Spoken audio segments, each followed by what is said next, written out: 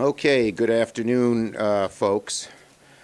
Now, the first point that I would like to make is that the President's Counsel did something that they did not intend. They made a really compelling case for why the Senate should call witnesses and documents. They kept saying there are no eyewitness accounts, but there are people who have eyewitness accounts. The very 4 witnesses and the very 4 sets of documents that we have asked for. They made the argument that no one really knows what the President intended. It's speculation what the President intended when he cut off aid. But there are people who do know. Mick Mulvaney knows. In all likelihood, Mr. Blair knows. Mr. Bolton may know. Why shouldn't we have witnesses and documents here? I thought, and one other point about witnesses and documents. They make the argument, the President's Counsel, that the President couldn't participate in the House process because they believe, I don't believe it's right, but because the President couldn't participate in the House process because it didn't go by the rules of the Constitution and what was required. Here in the Senate, we're doing it exactly as the Constitution requires. Will they participate? Or will they find some other excuse?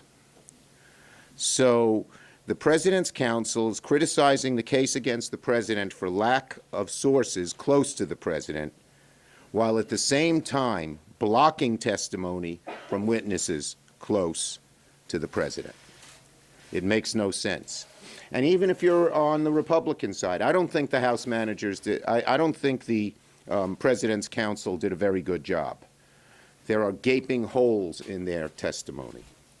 They spent about 30 minutes refuting something that the House never said, that in July and August the quid pro quo was for military assistance. It wasn't. It was for a meeting.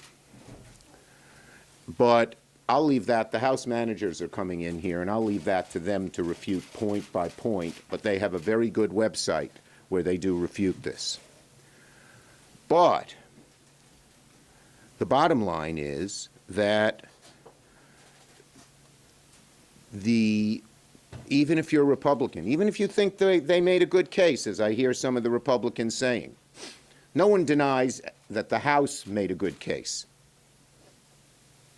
Even Republicans say the House managers made a good case. So if you're a Republican and you think that the case that was made today was strong, then why not have witnesses and documents if you think both sides made their case?